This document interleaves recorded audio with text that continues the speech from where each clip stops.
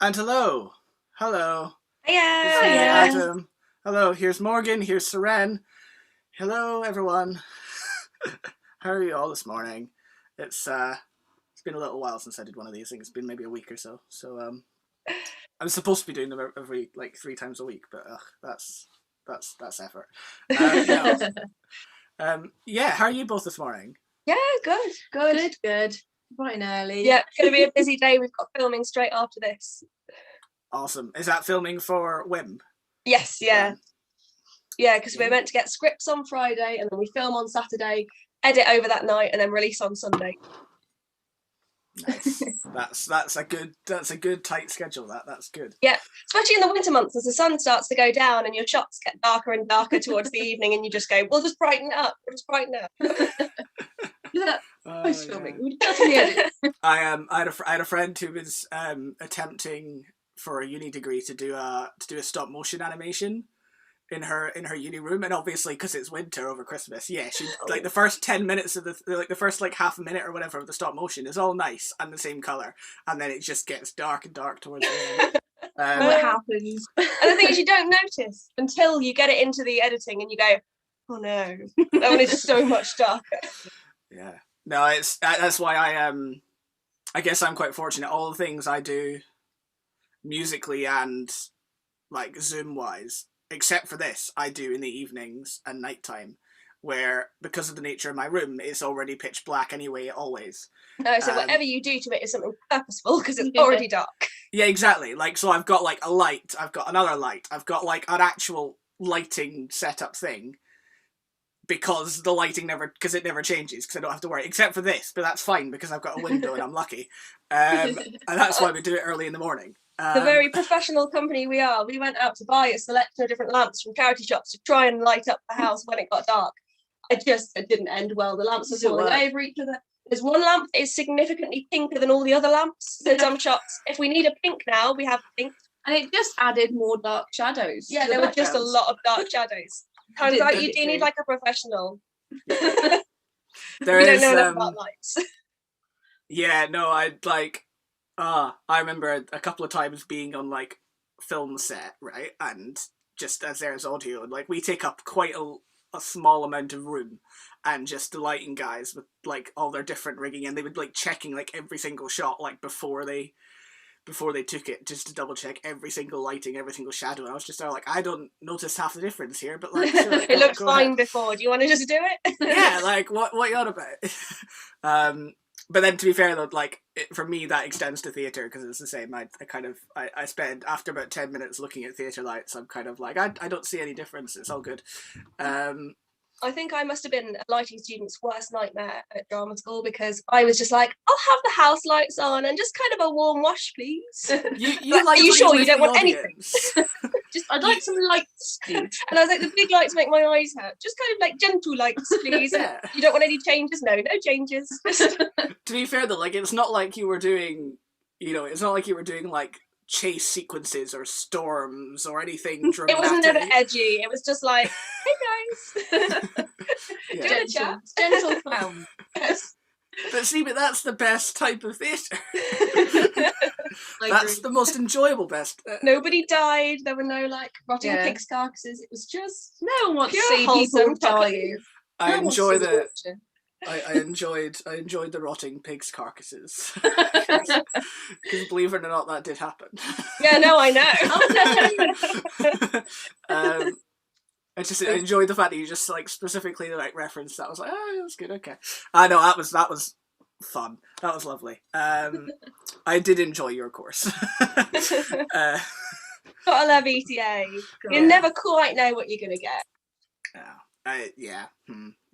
And some of it was absolutely incredible.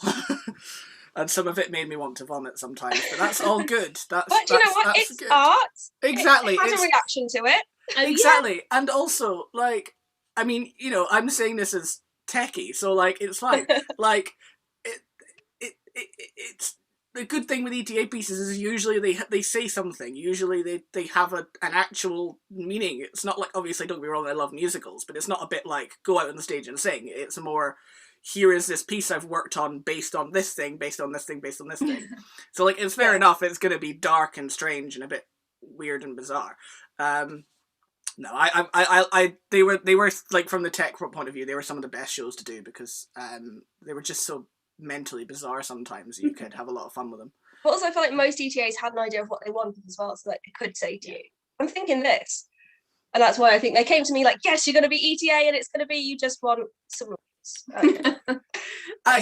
Yeah, but like, also that's again, but then people will be glad, because if you didn't know what you wanted but wanted something flashy, then that would be worse. Like I'll have the projectors on for the whole thing, but also I'd like this light and that spotlight. Okay. But I don't know. But also, I don't know what I want. Like, if you've been in the same thing, like, I think it's a nice balance. I know there's different types of theatre. I mean, you guys know that completely, in terms of like making your own little theatre company and kind of pushing for your style of theatre and work. Also, like, we know we're not techie. Oh, So like, we just made the decision very early on, we're going to go very low tech. Everything is going to be completely low tech. We'll do it during like daylight hours, because that way we don't have to worry about lights. I mean, sometimes it's not much of a choice when you're in a library, a local village library, where they've got one plug socket. Village hall. They've got a plug socket, and they say, "Do you have speakers? Because we can't plug them in if you do." So okay, we'll just sing loud. Yeah. Well, I'm sad. Like, I hate to say it, but that's the decision you guys made when you said you wanted to do like different types of children's theatre. Yeah, it's rural touring. The hazards. Yeah, I mean, it's less complicated. It is, and you can arrive like 10 minutes before you're meant to go on. As long as you brought the props, you're good. Yeah. I feel like, I mean, you obviously probably wouldn't want to, but I feel like it's the sort of thing where you could rock up in like an awesome like gypsy caravan style vibe, and it would be easy living and like breezy and wonderful. I mean, because you've got puppets, you've got some small sets occasionally. Yeah, most of the sets are kind of packable. Like, we have suitcases that we pack the set into most of the time. Yeah, or there's one show we just had, the backdrop was just 9 boxes stacked on top of each other, so that we had something to hide behind. My favourite thing was the kids hadn't realised it was cardboard, was literally just a cheetah. And when we went to take the show down, they went, oh, it's cardboard, it's magic. How have you done that? And it's like, it's just cardboard boxes, bro. You don't need the magic of cardboard. You don't need flashy magical special effects to entertain kids. Just the 9 big cardboard boxes. No, exactly. I was actually, I don't know if it links on, but this is the one that are talking to me. I was watching recently a couple of things about like Jim Henson and like the Muppets and Sesame Street and kind of that. And to be honest, like, early on in their productions, it was made out of nothing. There wasn't anything expensive going on there. It was all DIY'd for the thing, and it was amazing. We loved it. Yeah, everyone loves Jim Henson. Yeah, so like, it works. It works. Do it cheap as long as it looks right. It's great. Also, kids aren't picky. No. And like, imagination is a wonderful thing. Our first puppets we made weren't glorious. Like, those parrots barely resemble parrots, but the kids wanted to hold the hand of the parrot. We made them out of a t-shirt and a glue gun? Yeah, t-shirt, glue gun, and just some like snazzy coloured wool. That was it. Wasn't good. But the kids, yeah. What are you working on at the minute? Oh God, who knows? I was doing a show a couple of weeks ago, or a week ago rather now, and then but we were like on a roughly every 2-month basis now. So for the next 2 months, except for production meetings and kind of gearing up for the next one, I'm pretty much doing nothing. I've just got some like personal music stuff I'm kind of pottling along with, I guess. I mean, 2020, 2021 has just been the years of the production meetings. Yeah, just endless Zoom production meetings. Yeah, like, and also like the amount I've been in that haven't actually been in a show, like haven't actually got to a show point as well. Like the ones I've been doing are all Zoom shows, so like, you're okay. Coronavirus or not coronavirus, like it's going to take a lot to stop those from happening. To derail a Zoom show. Yeah. Apocalypse. Internet goes down. I wouldn't rule it out, Adam. I wouldn't rule it out. No, exactly. Well, I mean, these, and the other thing as well is that these people, the guys the team I work with, like, they are wonderful in that sense. So I'm sure they would find a way to just they have the drive, definitely. I mean, they did like 40 plus shows, so like, and I only joined late, so yeah, they definitely have the energy and the drive to be like, yes, even we if will there's make zombies this work. coming through, they'll be like, hammering up, putting mattress against the door. They're big. Fine, we'll help. They're big Shakespeare fans, so that's like their thing. So like, they will get it out there for Shakespeare. It's important. No, yeah, exactly. But the amount of times I've been in one, even like just small shows that were like 1 or 2 cast members that are like, no, can't happen now. Sorry. Okay. Yeah. Another thing.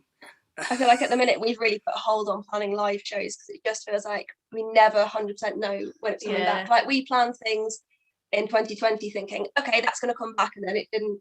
And then we planned again, and then we kept booking dates, and now we just think, you know what, we're going to wait until it's completely cleared up, and then we'll have another. I think that's exactly what's happened to the theatre-wide industry, to be honest, after like December or so, when they kept kind of being like, oh no, we'll go for this date, and now it's like, nah, let's just wait.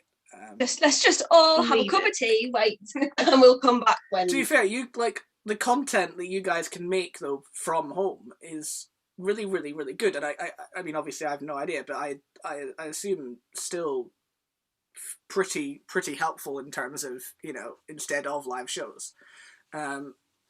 Oh yeah, our reach is much bigger than if we did a live show to like 30 kids. We reach what? I don't know how many people in the video. We normally get like 300, 400 views. So 300, 400 views per video and a reach of 1,000. Yeah, so it's like way more than we would normally see. We normally only see like 20 or 30 kids in a go because of what our shows are like.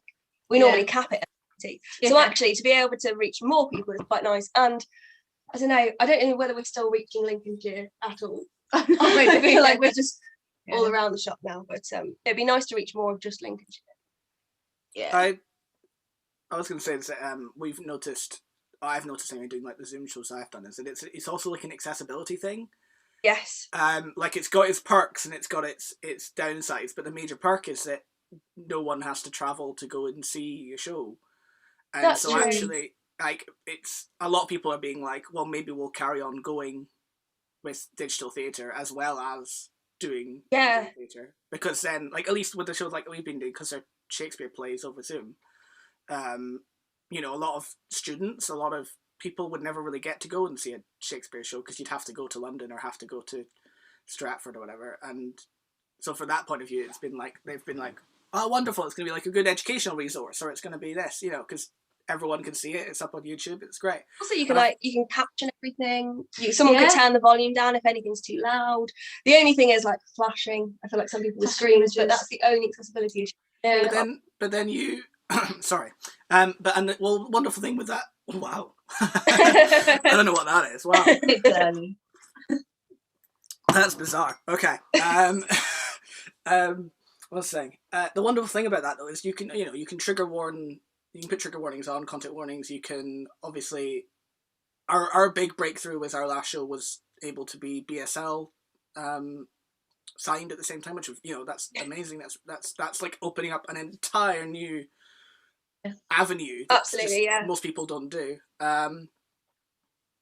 Closed captions. It's and even with flashing and loud noises, like, what we found sometimes was a lot of people would just rather listen to our plays rather than necessarily watch. They'd kind of put it on and then go away and do other things while watching and listening. I suppose it just gives the viewer a little bit more control, doesn't it, over what they're taking in and when. Exactly, and you can always know processing or exactly, and like if there is a point where it's flashing, we had a couple of like storms and stuff in ours. For us, it was a case of just putting it in the YouTube live chat that was going on at the time. Going, in about 5 minutes, this is going to happen, or we also had there was also like a disability, which I think a lot of shows do as well now. They have like a disability script as well that you can kind of read along, and you can see all the when things are going to happen marked in. That's cool. So I mean, obviously it's kind of two different audiences because ours is kind of more adult based kind of. And also it's Shakespeare, so it's not really going to appeal to young kids. But but whereas with you guys, I guess it's a little bit more chill in terms of that anyway. If it is if we ever have to put a trigger warning on something, I feel like we've done it wrong. Exactly, yeah. I mean, even then, I guess even saying like mild strobe or whatever, like even then it kind of defeats the purpose of your show, because I don't know, like yeah, exactly. It's putting another kind of it's putting a warning on it. It's putting some kind of negative kind of thing on there, which I don't think. It's not like we even have any strobes to use, is it? Oh, yeah. It just be me with a flashlight. It works. Yeah, no, I get you though, like it. Yeah, really. No, I don't know. I feel like accessibility does look really different online to what it does in person. Definitely. Like, yeah, it's just strange because it's a totally different thing to what our live shows would be like, in terms of like, we're happy for kids to wander in and around during the shows. There's obviously never any lights or strobes. We have a craft table up if they're bored. Yeah, or if kids need a little bit of a break, they're always free to like come and go as they please. So it is a little bit different because we don't really know how the audience is interacting with our work online at all. Yeah. So it's just a totally different game. That's interesting then, I guess. Coming, as I say, because I'm, I guess this is where we're made massively different currently, because I've come from a world where the audience and the stage is incredibly separate. And like, my job is to connect those two, but you connect those two with parameters. You've still got that physical raised stage. You've still got the difference in the theatre and the auditorium. Yeah. And obviously all the rules that come with theatre of, so all the social rules of like sit still, be quiet. Exactly, yeah. And obviously if you were doing a show that was intended more for younger kids, or even with kids with disability, a lot of those social rules would be relaxed, obviously. Yes. But even then, that's me. I'm still coming from that world of the audience only usually negate the kind of the emotional, or the kind of the speed and the kind of the energy of the show. And that's only because if you can tell if they're a good audience, if they're enjoying it, if they're not enjoying it, and that's it. Whereas I guess in your shows, it's very much a case of if the first 10 children in the front row aren't paying attention, then that's kind of it. It's kind of lost it. Yeah, and that's when the puppet goes up to meet the front row of children. Yeah. Hey guys, remember what we're doing? We've had kids walking into our staging area, into our actual. Yeah.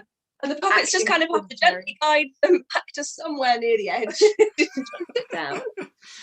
Dad's running up to find them. Yeah, you're like, it's okay, don't worry. It's all good. Yeah.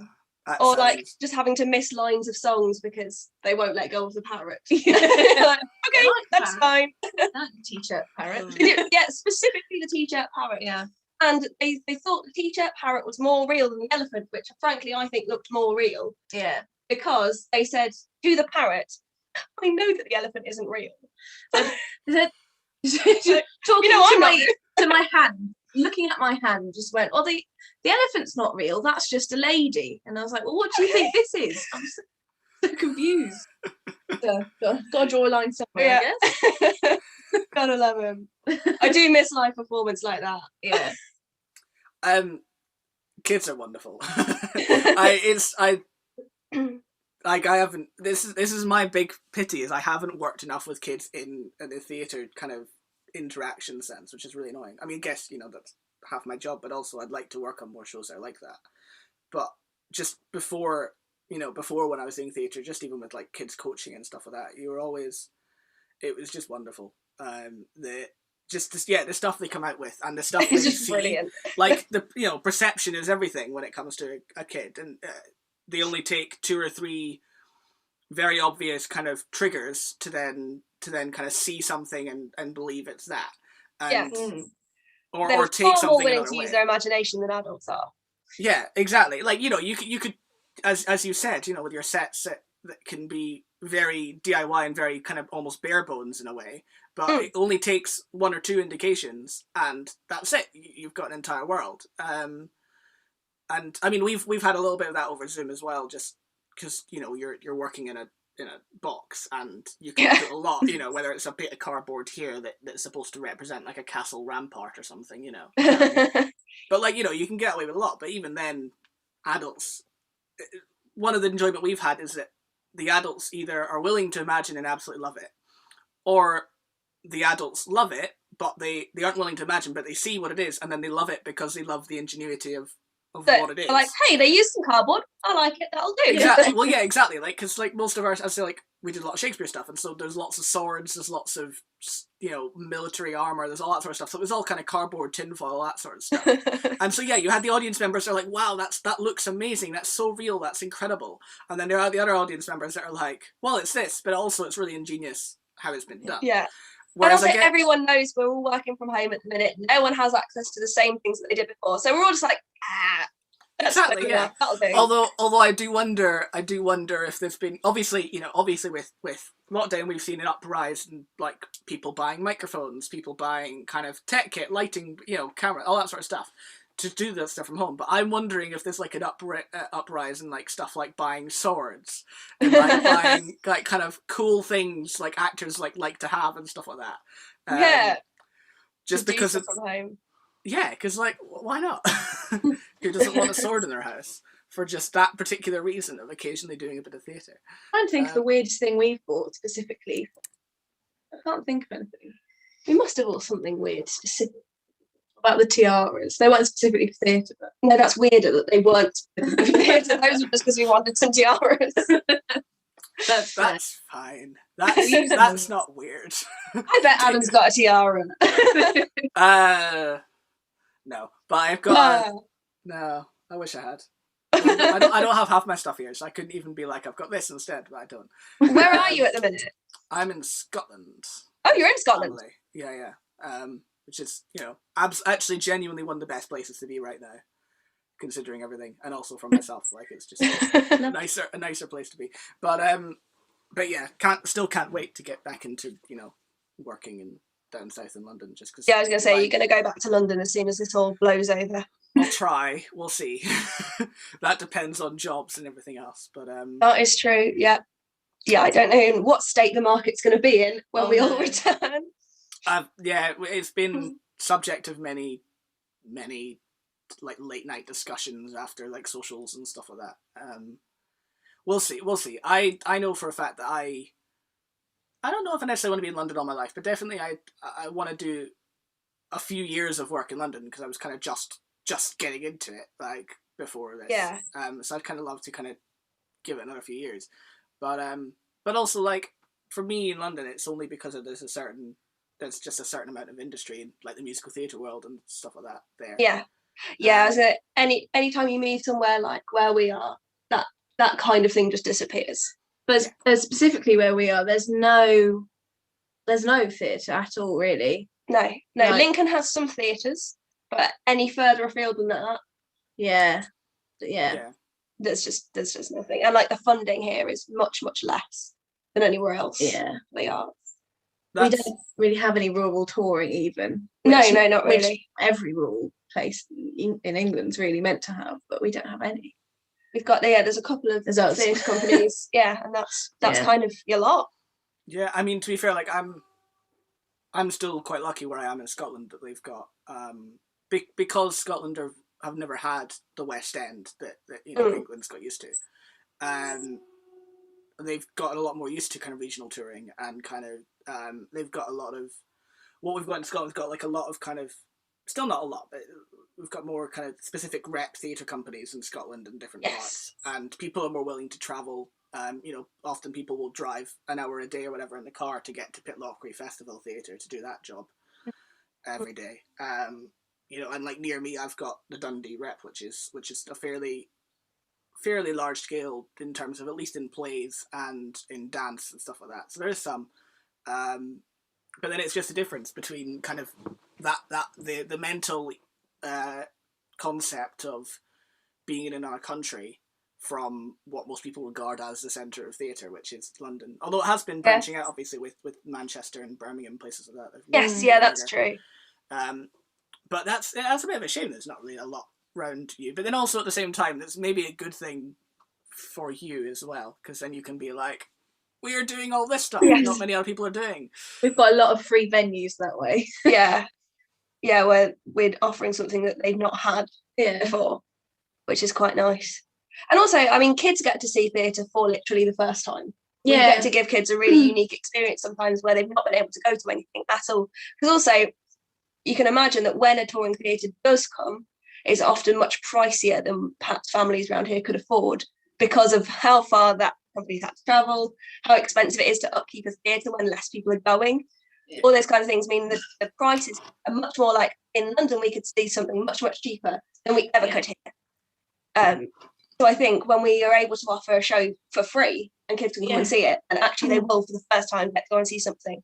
And also the fact that you're not necessarily limited to a theatre as well is massive. You know, you could play a theatre, or you could play this nice, lovely room in this lovely surrounding. You know, you could do all sorts of things, which I think, as you said, you know, seeing kind of kids seeing kids for kind of first times at in a theatre world, that's really, really cool. Definitely for me, like I was lucky I had a fairly active community theatre near where I was that did lots of kind of kids stuff, and that was wonderful. And so that I guess was kind of my introduction to it. But that's one place, you know. Yeah.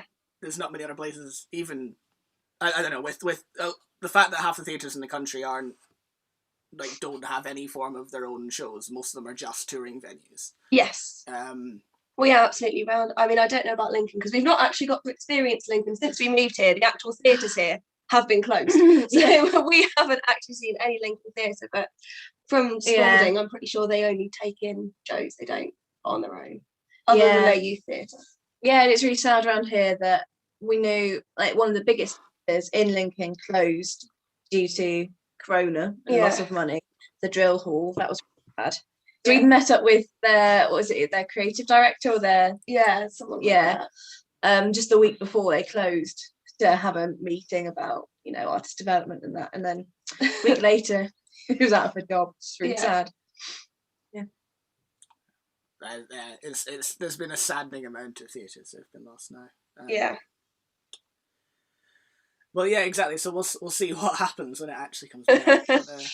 I think that's all we can do is see what state everything is in and try and piece it all back together. But I think exactly, and I think as well, like at least what we found kind of doing digital theatre, like it's I don't know. I feel like as we said, like we found things that are beneficial compared to actually in the theatre as well, and so like, and obviously the theatre world wasn't exactly in the best state anyway before all this happened. You know? No, that's very true. It was on a route to improvements, but it wasn't necessarily. It wasn't there. So you know, I'm personally quite excited for when it comes back because I really hope. This is the optimist in me, but I really hope like people will be like, right, so we're going to take what we've learned from doing all this digital theatre stuff, from all the accessibility stuff, from even just concepts of theatre, like the fact that the concept of theatre has changed to kind of this idea of this little square black box. You know, I'm really excited to see how it comes back, and also the amount of shows that might be live, but it also might be digital, or might be or have combination shows. Yeah, exactly. Just because it makes it so much better. You could, as you like in your world, you know, you guys can reach kids and families who necessarily wouldn't have the time to really get out of the house anyway. Yeah. And like, now I'm thinking you could have pre-shows that are online, or you could have like a post show that's online. Yeah. And we've had it occasionally where we heard a couple of stories of like people who were in hospital that was really helping, just having some form of thing just to watch that wasn't Netflix, that wasn't you know, that was a bit different, a bit more enjoyable. Obviously we had the fairly niche kind of world of Shakespeare, so any kind of Shakespeare lover was like, great, this is great, well, this is amazing. But yeah, just generally, like you know, obviously accessibility in a disability sense, but also accessibility in just a general for anyone sense. It's so much nicer. You'd have to be in London or Manchester or kind of somewhere to really get, and even that you'd have to be in London really, at least for half the stuff we've done. It's a whole. I'm excited. I'm really excited. Also, because we're hoping there might be a massive boost in creativity out of this, and like and people actually wanting to go because people haven't been able to leave their house in a year and a bit. So like actually wanting to make that effort to go out to the theatre. And the fact that the big tours, the big shows haven't been able to do anything at all in this time, but the fact that for a lot of people, they've been seeing people create. They've been kind of making people. I'm really hoping it gives a boost back into the world of kind of creative theatre, rep theatre, all that kind of concept, all those concepts. Just because the massive tours haven't been used to, so people have been kind of relying on different forms of theatre. It'll be nice to see when it comes back, if hopefully that kind of continues. Yeah, really. Wow, we've talked a lot about theatre right there. But, that's good. There's no really rules on these chats. It's kind of just like, because a lot of my friends are theatre people. Like, there will be theatre, but also it's just kind of supposed to be anything. So, yeah, really. Yeah, awesome. I can go and get a guinea pig. Do you want to I think yes. I think lots of people love getting. Do you want to get your coffee first? Your tea first? No. Do you want to see the nice guinea pig or the slightly nasty guinea pig? Wait, but is the slightly nasty guinea pig the one with the eyebrows? Yes, he's called Eyebrows.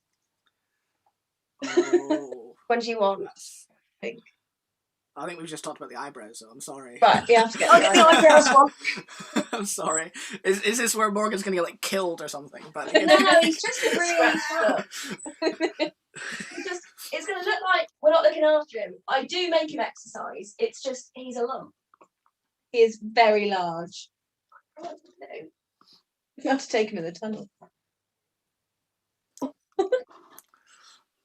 You are fine. Come here. Come here. Go, got him. Oh. There he is. There we go. Okay, you're fine. oh, Look, people want to see hang you. on. There we go. that's a guinea pig. Yes. I need to see eyebrows. I love it. Look how chubby. He's very chubby. Oh. Have you managed to incorporate them at all into any theatre stuff? Can you like? I don't think they've appeared in any of our shows yet, have they? No, they haven't. We did one small segment on our Wonderful Whimsical World series about the rabbit, but we haven't done about the guinea pigs yet. Oh, you need to. I do want to do at some point. It's been in the burner for a while. A show about like animal care specifically for kids, because I know when I was younger I didn't know how to look after them properly. I thought I was doing a good job. But looking back, I feel really bad for the animals I looked after. Also, as well, like when you look online to kind of be like, I want to get a hamster. I want to do this. Like, it's all the information is all very like manual based. Yes. And like lots of words, and like that's fine for like a parent or an adult to read, but like as a kid you want to be like, oh my god, I'm going to learn how to do this. I think that's a great idea. You guys should totally do that. And also just like their living spaces and stuff, like the amount of space the guinea pigs take up in our living room is like literally half the living room. Yeah, but to be fair though, you guys are fairly generous with. We technically have enough room for 6 guinea pigs in the space that we have for the 2. But they're boys and they fight sometimes, so it's good for them to have a little bit of space to retreat to their separate houses when they've had an argument. I feel like they can never have too much space, so like no, exactly. Like I always felt guilty with my hamsters because they were like in a little, when I was younger, they were like in a little corner and just they had nice cages, but like, that was about it. There wasn't really anywhere kind of even just to take them out and let them run around. There wasn't really anything. Yeah. Actually, our hamster is annoying because she won't let us touch her at all, despite all of the attempts at handling. She's just very, very bitey. Very bitey. Yeah, apparently lots of them start like that when you get them, and then you handle them and they get better. But I handled her for about a year, or tried to, got bitten every time, so I've just kind of assumed that she just wants to be left to it. And she's perfectly happy when she's in her ball. She'll follow us around. She clearly likes us. Like, don't touch me. Do not touch me. That's fair. I think I had like 6 or 7 hamsters over the course of like 10 years or something when I was younger. And some of them did. Some of them just didn't want to be touched. They were absolutely lovely and interesting, but they just didn't want to be touched. And then others ones absolutely loved it. So it, Yeah.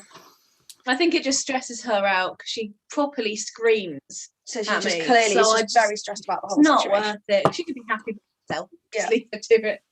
Let her out in a ball. This one tolerates being cuddled when he's eating. Yes, he's currently eating. As soon as he's finished this parsley, he will have had enough. Yeah. It's like keeping him pacified, like he's like exactly keep him there, keep him happy. To add to the chub, he has like the biggest bottom. It's just so fat. Maybe that would be to any other animal or to any other thing that would be cruel, but it's not. It's just lovely. Yeah. So sweet. Sweet boy. Yeah, you should really do some animal segments. I'd love that. That'd be great. Yeah. We had one animal segment on one show, didn't we? Yeah. And I do think we could definitely do more because people like animals. And also our animals do tricks. Yes, yeah, the rabbit does like 15 tricks. Yeah. Yes, do it. Like we even we had it on a small scale with ours. Like occasionally, like in a Shakespeare show, you'd have like dogs, or you'd have like hunting dogs or whatever. That'd be, and so we would often do something like we'd like get people to film like their pets or their dogs and kind of pop them in. Or like I was out one day on a goat farm or something that was local to me at the time, and so we got some footage, and then they were supposed to be on a farmyard, so we used that. And like even then, like that's super basic, just a little video clip of people's animals. But all the audiences were like, "Oh my god, there's animals, there's dogs, I love it." And I feel like we did film a segment on a farm as well. That was yes, we did do a segment on a farm. I mean, you're in the right place for it. Like, yeah, that is true. We are proper rural. Yeah, actually, that was awkward because we went around this farm, filmed everything, and then our memory stick broke and we lost all the footage, and we had to very sheepishly go back. Really sorry, we've lost all the footage. We even had someone try and put the memory stick back together. Yes. So, I might be able to fix it. No, it completely shattered, hasn't it? See, welcome to the world of technical theatre and backups and backups. Yeah. We've still not learned our lesson. We still keep everything on one memory stick. I am really, really bad for that. I've got 2 or 3 like specific hard drive backups, and then I've got a Google one, but I don't update it regularly enough at all. So I'll usually find the time every couple of months to update it, which means things from years ago are fine, they're safe, but anything I'm working on right now, possibly not. So I really need to get better at it too, and kind of maybe when I'm back in like a regular. He's going. Oh, goodbye. Final boy. Yeah, when I was doing okay when I was on like the one show week last week, and then nothing for a couple of weeks, because then afterward, during that, I'd be like, right, okay, cool, I've set it up, done. But yeah, no, if my stuff broke right now, I'd probably lose quite a bit of. At least it's my personal work. Then it's my personal work, so it'll annoy me. But that doesn't matter. Exactly, like it'll annoy me, but it's not gonna kill anyone or do a production. What's that story about Pixar and Toy? Was it Toy Story? Was it Toy Story? Yeah, that they nearly deleted the whole. Yeah. Yeah, because but thankfully, and again backups, but thankfully someone had tried to work from home the week before or something, and so they only ended up losing like a week's worth of work rather than. I think they were on maternity leave or something, weren't they? They'd taken the computer home, and so they weren't connected to the server when it. Yeah. You wouldn't like to be the guy that did that, would you? The guy that deleted the whole. There was a button for delete. Yeah, but those were the days where. Those were the days like animation is a whole minefield now in terms of backups and kind of constant data streams. There's I don't know if you've been watching, but like is it like Inside Pixar or something, that the series on Disney Plus? It's a really good series. But there's one where they talk to like I think he's either a building manager or someone, and they wander into their new kind of studio complex for animation. They've basically got like one massive data room that's just huge, like bigger than your average living room, and it's just filled with like computer and network and backup system after backup system. It's like my worst nightmare, that amount of tech. Yeah. I can barely keep one laptop safe. I do not want a room full of tech. But no, they're crazy, and obviously like when Toy Story was made and stuff like that, it was like computers have come a long way, a very long way since then. But yeah, no, they're crazy. They've got it now, so someone can be working on one project, can hit save on it, and then like someone will immediately be like, right, now I can do this and do this, like the next building over. Right, they've got it completely integrated, which is incredible. But yeah, I guess that's what you need, because they have teams working on milliseconds of footage and animation sometimes. Imagine what it would have been. Drawing every single frame. Can you imagine what it would have been like if there was a fire in one of the drawings? Like, Yeah. it would have been even worse. Oh, it'd be awful. Oh no. It's Would not be good. No. Oh, no. There's... It seems like an absolutely lovely, wonderful world to work in, and so lovely and imaginative, but also it sounds very, very stressful. Yeah. I feel like I've always fancied animation as like a dream job. Actually, I'd hate it. I wouldn't want to be stuck in front of a computer. I wouldn't really know what I was doing. I think you get frustrated doing the same little tiny bit. I'd be like, look, why can't we just kind of like move that thing there and it'll be fine? And they'd be like, no, because the lighting's not right. I'd be like, it's close enough, no one's going to notice. Yeah. I had the same thing with like even in my job, like I kind of started originally being like, I want to be in like studio engineering, I want to be like producing, I want to be kind of music making, and it's like, but that requires me to be in a dark studio all day every day. Yeah. Like just looking at a computer screen, it's not fun. I like it occasionally, but I'm not going to do it every day. And that's kind of where I'm at with it. That's why I kind of do a mixture of like theatre and music stuff now, because like it's just different. A little bit of variety in your day. Yeah. Also, I mean, there are people who like really appreciate their kind of their craft and like their artmanship, and like will spend hours on one little thing. But I never had the patience to do it. No, I'll spend hours on something if I know it. If there's going to be something I know it's like, oh, I know it's almost there. I just need to quite get it good, awesome. But I would never. That wouldn't be any more than maybe an hour or so at most on one particular thing, or I would just turn it off and come back to it another day. You know, that's a whole lot. But I used to want to do animation. I had like a big Disney book that was like basically the history of Walt Disney and everything like that, and like.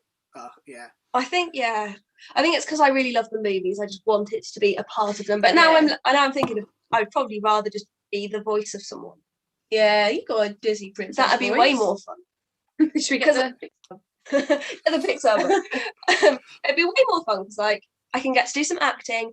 Sure, voice work can be annoying because you've got to keep doing it over and over, but I don't think it's anywhere near as painstaking as sitting and animating every single frame. You're usually going in for like maybe a 3-day period every couple of months. Like it's fairly like obviously like it's paid all right as well, isn't it? Exactly, yeah. Like voice work's probably one of the best forms of acting in terms of payment. They've got it quite good there. This is my Pixar book. Yes, Pixar pop-ups. Yes. Hang on. Christmas present. Yeah, where's the best? This is amazing. Can't wait for this. Which one do you want? I feel like Up's pretty good. It looks good. The Up isn't our favourite film. We always say they've got one good image. They've managed to make a film out of one really good image and quite like 2.5 minutes of a sad story. Yeah. We never watched the rest of Up. Oh, I mean, okay. Yes, I agree with you and disagree with you on that one, because I do agree that it's built up of one or two specifically incredible things, and then the rest of it's just horrifying. This one's inside out, and inside her eyes. I don't know if you can see it. The characters are inside her eyes. Oh gosh, that's slightly terrifying, but also I guess that's the point. Quite creepy. That is the point, though. I guess with that, because it's supposed to show her anxiety and stuff like that. Yeah.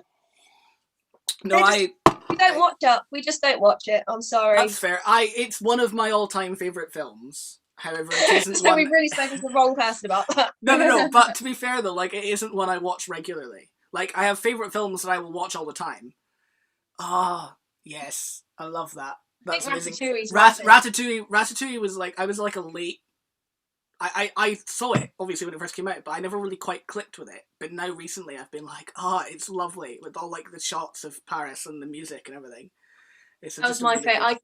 When I was a child, I could quote the whole movie by heart. I watched it so much, and I don't know why. I just really liked it. I feel like the guy's your type. He looks like every guy you fancy from every rom-com that we watch. So yeah, that's fair. Really? To be fair though, like you've got a bit of a strange taste in guys. To be completely honest. Girls. Yeah, that's what taste in guys is. Exactly. So like I don't necessarily some other people might disagree with him being a very good-looking guy. That's fair. Actually, the best thing about Ratatouille is the ratatouille. It looks amazing. Yeah, I would genuinely eat it if that's what it looked like, and I've just never ever actually seen it or seen it like that and been like, okay. Is it you asked your mum to make? I'm pretty sure. I Was it feel like mum's ratatouille? watching. Oh. Ratatouille consists of everything I don't like about vegetables. But it looks so good in the film. I want that, but with vegetables I like. That's all I want. That's Not fair. much to want. But then also, like, that's similar to that whole, like, I don't know, looks and taste are two very different things. Especially animation can make food look real good. Yes, Oh, yeah. it can. It can. Even just like the Pizza Planet in the original Toy Stories, even that was good enough to be like, yeah, that's loving that. Yeah. Yeah. I thought there is a Pizza Planet in Disneyland, right? Okay, so this was my annoyance. There used to be an actual Pizza Planet in Disneyland Paris. I think there's one in the American ones, and that's great. But there used to be one in Disneyland Paris, and it closed about a year before the last time I went there. Oh. When did you go there? Because I think the last time I went was like I was 16, I think. So that was 7 years ago. The last time I went, the last time I went was literally a year ago. But that was to celebrate my 21st. And then the last time I went before that was to celebrate my 18th. But then I hadn't been then for like maybe near enough 10 or 12 years before that. I'm pretty sure I went to a Pizza Planet. I've never been. There was one. there was one. The last time the time before when I went from 18th, it wasn't necessarily closed, but the area around it was closed because this is when they were doing all the Star Wars updates to that part of the park. And so now, and then so the last time I went, all the Star Wars stuff was finished, but then that was completely closed, and I was like, oh, that's sad. I think there is one in. I reckon there's probably one in Walt Disney World or something like that in America. But you know, I feel like no, I've never been to the American one. You've never been to one. I've never been to one. I want to go to one of the American ones. I want to go to the original one. That's like a personal, like, I would like to go to the original one because it's the original one. It's the original, but yeah. And I'd like to go to Walt Disney World purely just like because it's amazing and big and incredible. But to be honest, like the Paris one is the one I always like, and I feel like it's the one I'll just aim regularly to try and get to. I mean, it's even like I was even before like coronavirus hit. I was like, oh, maybe I could go on like a 1-day bus journey because it's like 120 just desperate quid. to go back.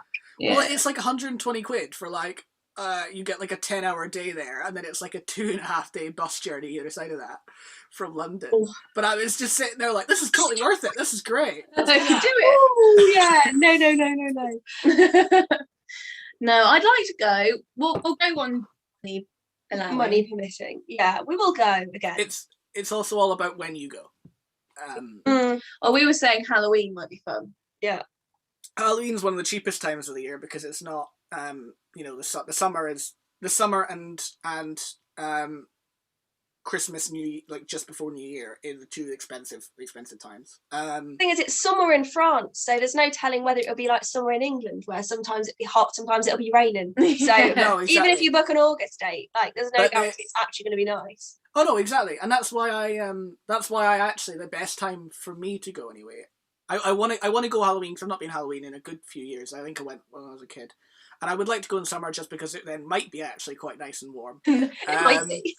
But to be fair, my favourite time to go is actually like the first week or the second week of January, because basically if you time it right, so you're getting there like the 2nd or the 3rd or the 4th even of January, you're just missing all of the people who have just done all the New Year's celebrations, and the because they do like fireworks, do all these cool things, which is cool, but also like. Yeah, I don't know. That's not exactly what. Yeah, it's great for kids. If you're a family with kids that want to go see that stuff, that's great. I'm going to meet the characters and just be in the world. You know, fireworks are an extra. That's great. So like, I go like the first week of January because basically so you missed everyone else Christmas, and that's their like major maintenance week of the year. So they. I think it's something like between like the 5th and the 9th or something, however the weeks fall that year. They often close the park at 6 p.m. rather than 10 p.m. But they still have everything. It's just you get a few hours a day less in the park. But then because of that, then the tickets are much cheaper. And nobody wants to go.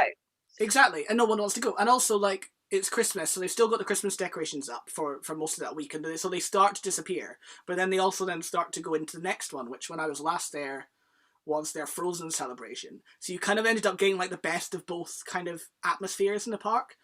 And yeah, it closed at 6 p.m. every day, but last time I went, I was with someone who had a disability, and so actually that was quite good, because then you finished at 6 p.m. and left the park and went to get your dinner, rather than having, where the current issue is, even if you go at 8 a.m. or 9 a.m. in the morning, to be in a park for 12 hours until it closes at 10. It's quite a lot. It's a lot. And like, I could do it, but obviously then trying to get food somewhere else is like, it was not, It's pretty intense. It's a lot. It's intense. A long time. Exactly. And so like 6 p.m. is, and I actually, in that time of year as well, like, because it gets dark at 4 or 5 anyway. You don't really want to be out there pitch black. No, exactly. And they still do the fireworks at the end of day fireworks at 5:30, 6, whenever. So you basically get everything. You just as long as you go in early in the morning, and as long as you made sure that your ticket prices are cheap and good because of it, it's for me personally the best time to go. Do you like going places where the Christmas decorations are up, like the Warner Brothers studios, or like places are just nice with their Christmas trees? I'm yet to do it with the Christmas stuff. Oh, I thought you just meant yet to do it. I was like, Adam, get on it. No, don't worry. No, don't worry. I've been there many a time. Because my birthday is in December, every single time I've been like, okay, this is what I want to do every year for my birthday. I want to go. I want to do one of the Christmas things if I can, because they do those Christmas meals in the Great Hall. I'd love to do that. Trying to go for ages. Yeah. But you have to book it months in advance, and it's so expensive. I went for my 18th birthday, and I got the little birthday badge and everything. Oh. And because it's my birthday is at Christmas too, so I got the Christmas decorations and a birthday badge, and I got to push open the doors. Did you get to open them? Yeah. I got the badge because I went once for my birthday, but I went again like the first week of January, which meant that some of the Christmas decorations were still up, but stuff like Hogwarts in the snow and stuff like that wasn't there, sadly. And it was like, that's the good bit, Hogwarts in the snow. For me personally, that's the best thing about the entire thing, is that castle model. I don't know why the castle model is so good. It's so good. Yeah, I don't know what it is that's so cool about it. I do know. Well, I know what I like about it, but I only know what I like about it because I've got like a couple of smaller Hogwarts models that like light up and stuff, and it's like, I know I got those because I was missing not seeing the big one. I could sit in that room for hours. I think it's the combination of the music that they have in there. Yes, that is fair. The lighting in there, because it genuinely like it can make you feel like you're like in the way they've done the lighting for like photography and stuff like that. And because it goes through the seasons, it goes through the time of day, so it goes morning to night, whatever, in lighting. And also it's all the little things. So because of the size of the model, obviously like all the trees look really incredible, and even like the lights in the windows like ever so slightly flicker and stuff like that. And that is true. That's for me. That's the stuff I like, because I can sit there and be like, this genuinely looks real, compared to a model which might be the same model, but without all those little bits. Yeah, exactly. But it was designed because it was designed for kind of close up shooting and to look real on camera. That's the epitome of the entire tour for me. I the first or second time I went, I may not have rushed through the entire tour just to sit in that room. But that and Diagon Alley are the two. Actually, yeah, Diagon Alley. I quite liked the forest last time I went as well. I have not been when I went years ago, because I went once with my family and then once with you. I think we'd only been together a couple of years. Yeah, maybe. And so it was ages ago. But yeah, the forest wasn't there when I went. No. In fact, when I went, the Hogwarts Express had only just been. Oh yeah, the Hogwarts Express. I forgot that was there too. Yeah. That is cool. Yeah. Actually, I do like the way the Hogwarts Express is set up with the different years. That's quite nice. That's nice. I went. I hadn't been for quite. I went originally like when I was maybe 14 or 15. I think was when I first went for my birthday, and then I went one other time than that because we used to live. Literally up until lockdown now, when I'm now in Scotland, like I was only a 45-minute car journey away from it. So I went once or twice again after that, but then I went last year during lockdown because I was like, I need something. I'm hella depressed. I need something. And also it was super cheap, and I was like, by myself, I'm gonna go. and yes, I went, and that was the first time I'd seen the forest, and I'd seen kind of all those the other bits. I'd seen the train bit. They've done a lot since then. They've changed it a lot since then. Because since when I'd first been, they've changed the entire atrium area. I don't know if you guys were there. I don't know when it was done. Basically, Oh, was that with the completely Fantastic opened it up. Beasts stuff? Yeah. So they've completely opened it up, put a lot of Fantastic Beasts stuff in there. There's like a huge dragon and like hanging up over your head, and I'm just sitting there like, oh, this is great. Yeah, they've like massively expanded the entrance area, and so now like, because what it used to be was like you were all in the same room and you kind of had to queue past the Dursleys to get into it, and it was a little bit weird, a little bit tight. Whereas now it's like completely opened up, and there's like one far door that then goes into a corridor that you walk through, which is much nicer. But yeah, no, I really enjoyed it last time I went. That was possibly one of the only perks of last year was forcing myself. I was like, I don't care, I'm doing this, I need this. Trying to find those highlights of 2020. Yeah. Oh yeah, no, that's amazing. But no. Awesome.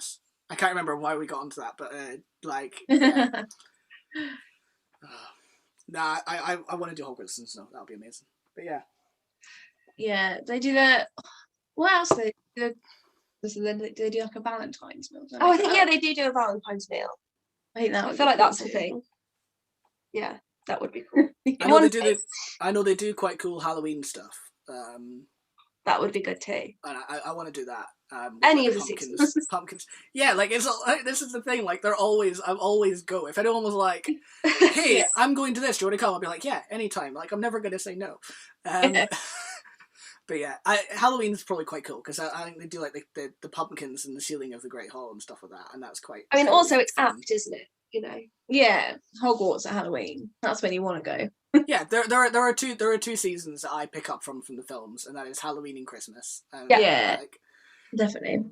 That's what they are. You know, that's usually when I watch the films as well. Like, yeah.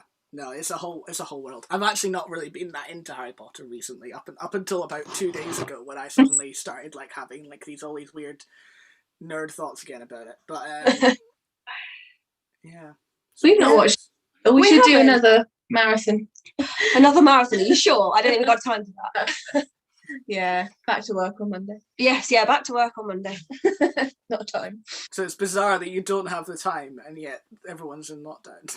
Yeah. Like, this is now that we've worked through every single lockdown, and I'm getting sick of it. Yeah. I'm done with working through every lockdown.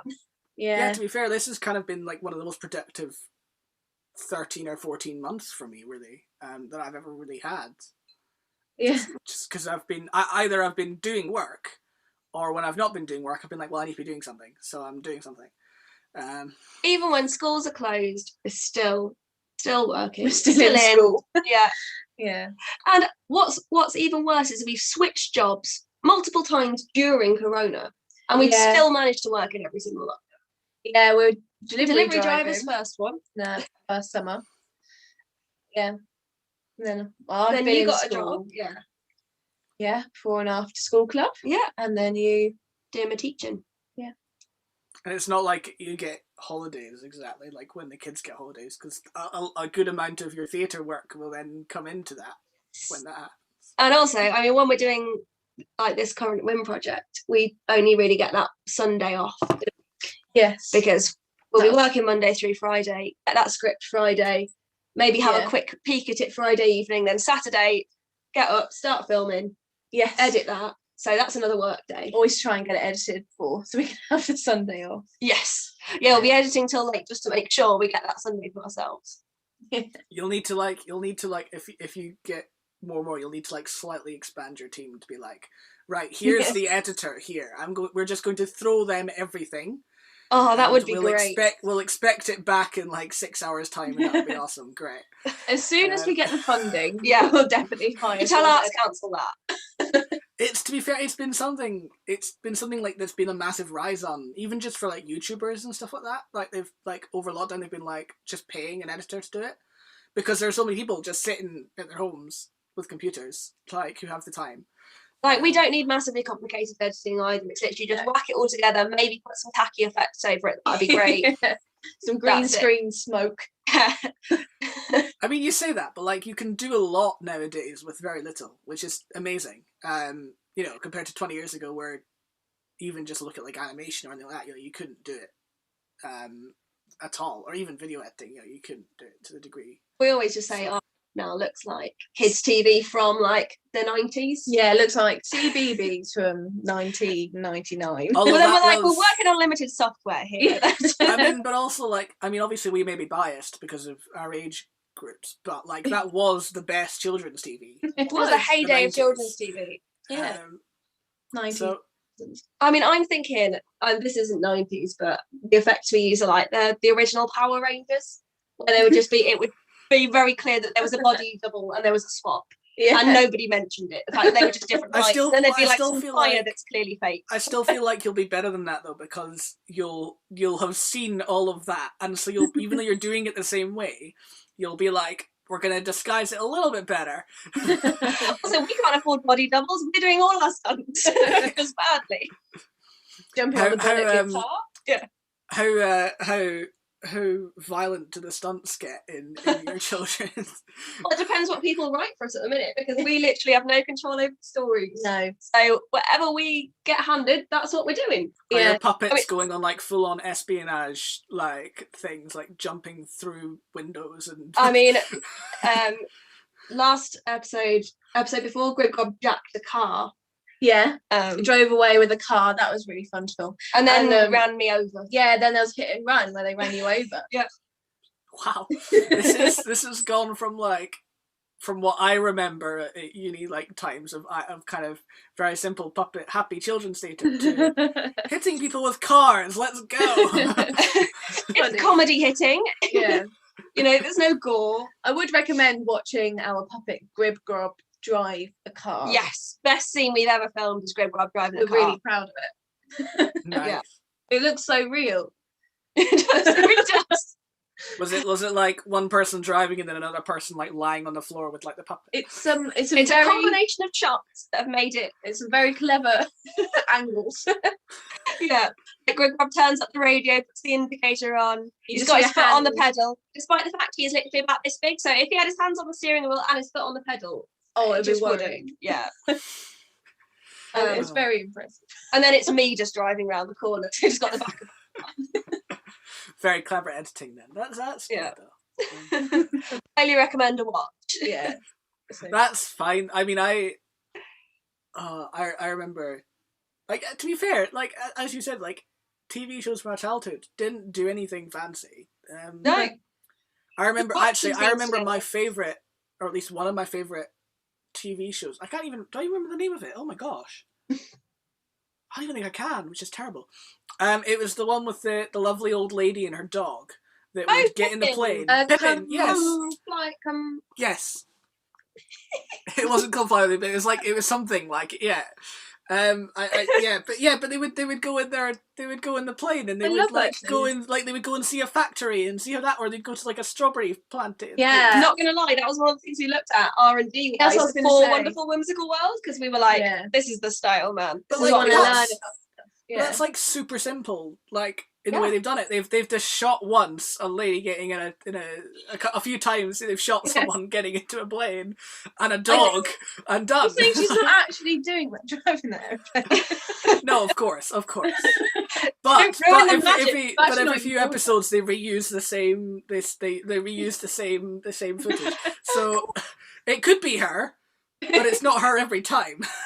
Yeah.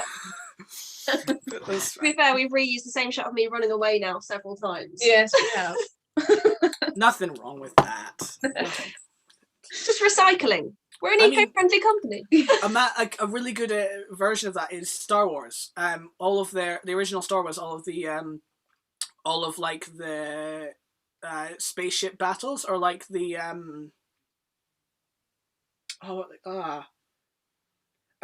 like all of like the ships flying past, because a lot of them were models, and so what they did quite often was they would shoot on one angle, and like they would do like a few different takes of fly past, and they would kind of make the model like turn slightly as the camera went past. But then what a lot of their shots they would then do, they would build up like a small bank of like specific shots, And then often, if you look at the original films, you'll see all they've done is they've flipped a couple of them upside down, and so they're just going the opposite way. Brilliant. But it's the same shot. But that's like, and it's incredible. You know, these are like some of the potentially best made films of Just of flip it all upside time. down, nobody will notice. It's like, well, early Disney reused so many of their shots. Oh didn't they? yeah, absolutely. I saw one the other day that was Mowgli and Winnie the Pooh. Oh yeah, Christopher what was Robin, on Facebook, didn't they? Yeah. where they are just the same. It's the exact same. Even you see it even with animation rigs. Like obviously, you know, they're putting a lot of work into their characters, but you still see similarities in movements because of the way that a lot of them will have just gone, oh well, we'll just take this initial movement because it's similar to what we want, and then we'll just change it slightly. it works. And just use no point in doing extra work, is there? No, exactly. I could be completely wrong, but is there not that thing about the animation for Sleeping Beauty, the animation for Beauty and the Beast? Yeah, the dancing at the end. Yeah. Which was the same.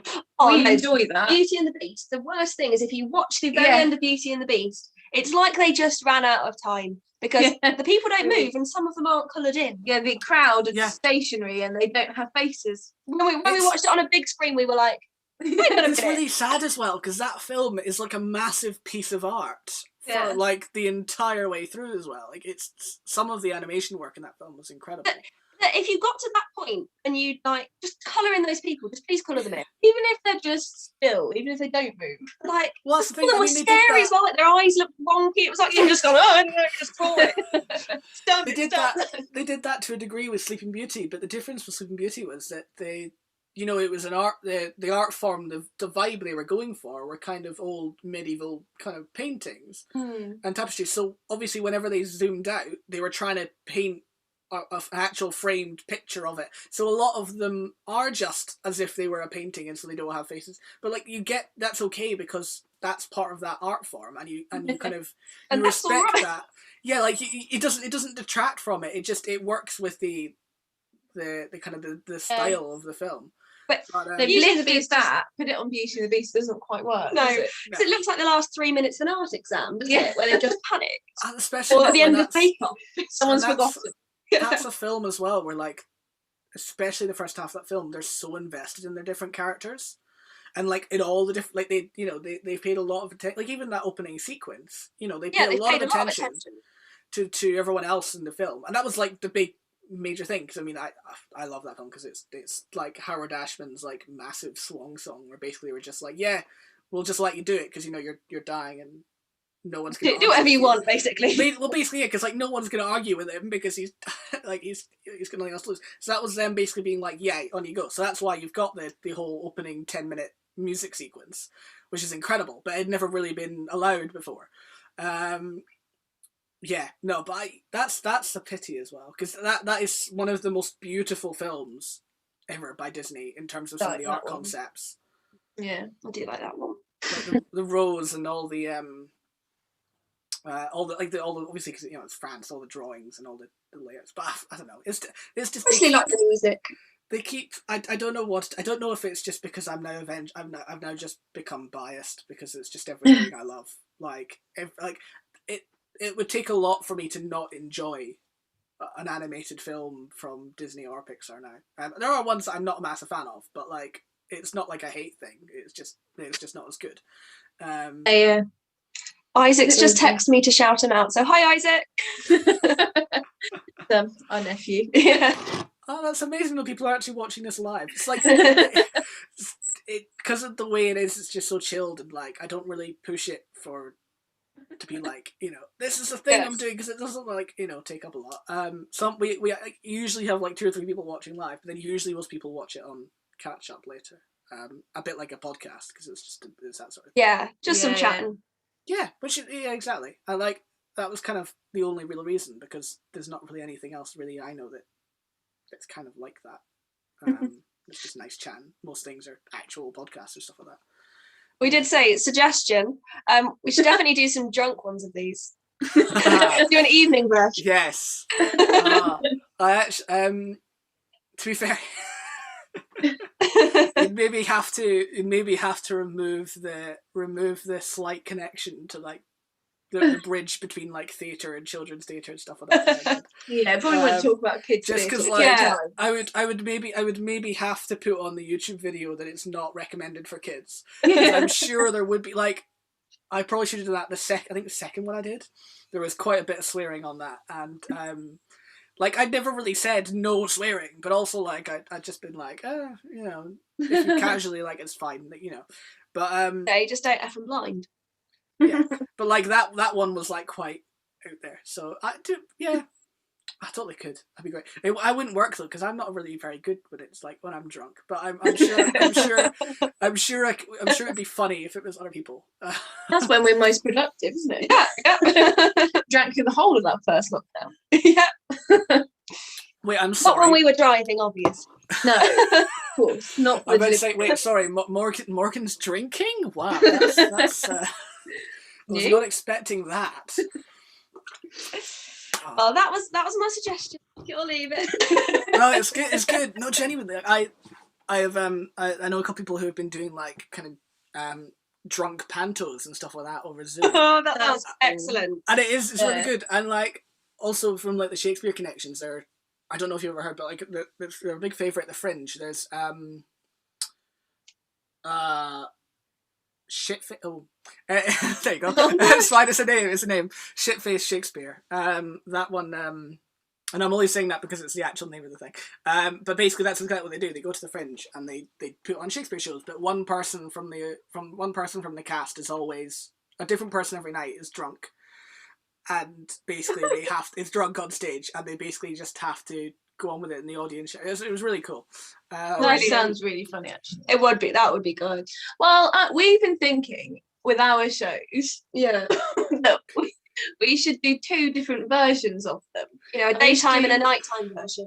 We should do exactly the same, but with the grown-up version, we just add like. You could go dark. You could go dark. I'm sure you could go. You maybe could go very dark. Innuendo, maybe some gore. I don't know.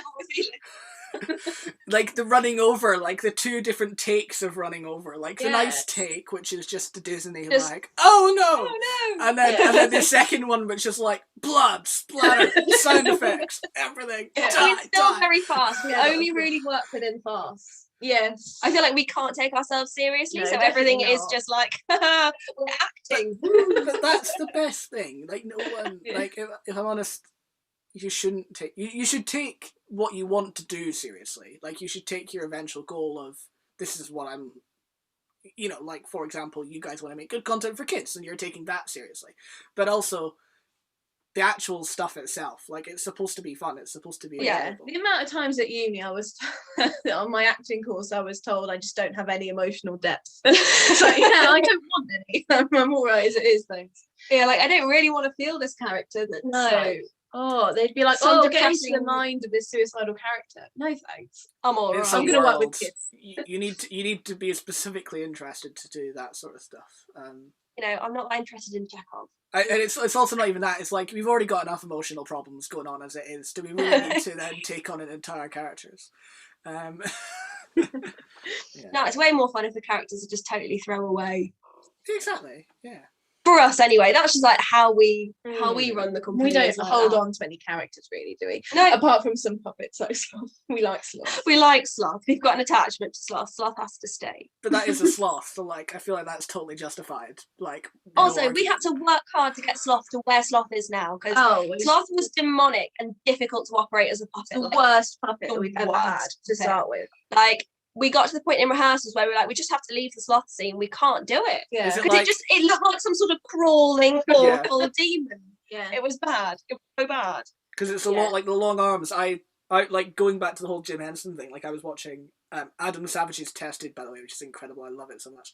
Because he basically goes to like all these places. He went to one, and they were discussing stuff like arms and how like and obviously, you know, a sloth has a very long arm, but it also moves in a very particular way. It's not floppy. It's very kind of rigid and up like that. It's very weird. And the thing is, this puppet has like all movement. It can go everywhere. Yeah. So it was horrid. Do you guys put like beads and stuff in them, in the arms? To be honest, we don't get very technical. We tend to just shove sticks in it and go, that works now. We put some bamboo rods up his arms, and well, to be fair, we did them at the elbow, so we put rods in through the elbow, So it gave him a little bit more of this movement. So he's got an elbow now. That's cool. I would recommend having a quick watch of some of the Jim Henson stuff just for fun, because it's really interesting to see. But I know they use beads. They'll use different weighted beads in their arms. So if they want to be like a quite heavy arm, they'll use quite large, lots and lots of beads up the arm. Quite a good idea. Because then it can be flexible, but also still with a limit, because and still have the appearance of something being there. Exactly. That is the problem, is if you get its hands like on backwards, you have to redo a whole shot, because you're like, can we get away with that? No, we can't.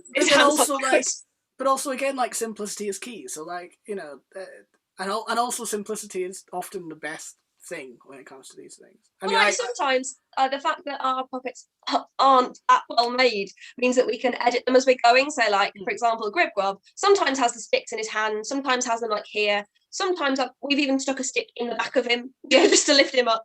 But also sometimes he doesn't need the sticks, so we can just quickly take them out and just lift him up or whatever he needs to do. Or wiggle him around. Just wiggle him. But then obviously he loses those, like he doesn't have those sticks, so he looks a bit better for that shot, because it looks like his hands are just I love puppet. It's amazing. I love it. But you can go so simple and it would really work. I had a friend who just did that friend who did the stop motion thing. That was just that was literally just a little bit of clay and like 2 eyes and a bit of clay, and it was really, really expressive and really cool. You know, and like you can do a lot with very little. You know, as you said, like kids absolutely love the imagination side of it. They'll go with anything. They'll take it and run. No, that's really cool. But cool. We've been on for like an hour. We've been on for we've been on for a while now. We should probably stop chatting. Usually I aim for like 40 minutes to an hour, but this has been over. But like, it's been a good discussion today. Like, it's been a good chat. We've had a good chat. Yeah. It's been nice chatting to you. Yeah, it's lovely. To be fair, like I've kind of missed, like, obviously in our uni days, like that was kind of all we kind of did, was just kind of chatted. We never really worked together. We never really did that. We just kind of just chatted. And that's good. Actually just seeing someone from Brief that I haven't seen in a while. Yeah, it's a good thing. And also, like, as well, like, obviously all our discussions with you know, your current theatre work and everything. You know, it's really cool. It works for this as well. It's good. It's good, enjoyable chats compared to swearing and Disney sexual innuendos, which was the last. Well, we can do that next time. Just maybe what I'll do is I'll maybe do like a big, like, bring everyone together for an adult one and just let it loose. Just let it like, run. Right, on you go. I'm just gonna sit here giggling. Finish this when we all pass out. Now, as people pass out, you just kick them off. It's last man standing. Well, either that or as they pass out, you focus on their camera. Like, it's depending on what one. Like, you might have like a funny sleeping one. Like, you know, it could be a segment. Cool. Thank you very much for joining me though. It's been absolutely lovely. Thank you for having us. Thanks. Hopefully people who are watching and who are watching now and also who'll be watching later, hopefully they've enjoyed this. It's been good fun. I really need to start organising these better, but to be honest, there's a lot of things in my life I need to organise better. Like, I don't think this is number one. It's on the to-do list. It's on the to-do list, which has been the to-do list for several months, but that's fine. Thank you very much. There will be another one at some point. The last few times I've finished these, I've been like, there'll be another one this day, and then there wasn't. So no promises, but there will be another one. Exactly. There'll be another one at some point, probably within the next week, because I can't imagine I've got much else to do. But also, who knows? Thank you very much, both of you. Thank you for everyone who's watching. We're going to do an awkward wave out now, because we always have to. Over Zoom. There's Morgan, get your practice in. I'm really good at this. do you do it when you end your children? Like, is that kind of how you, like, do you do like a little wave out, or is it more like puppet? We did do that for one once, didn't we? No, we did. In fact, our bows were puppets waving. Yes, they were. We did like a little puppet parade. Oh, that's amazing. Did. Like Puppet 10 parade. puppets and 3 of us. That was hectic hell because there was only 3 of us and there was like 12 puppets. So you had to disappear behind me and go, "There's one." You could have shot it in like extreme slow-mo. So you had like multiple long time to do it and then just sped it up and be like, I mean that'd be maybe too technical, but like also like that'd be fun. Yeah, also difficult time. But thank you very much. And yeah, we'll see everyone next time. Thank Goodbye, you. all of you.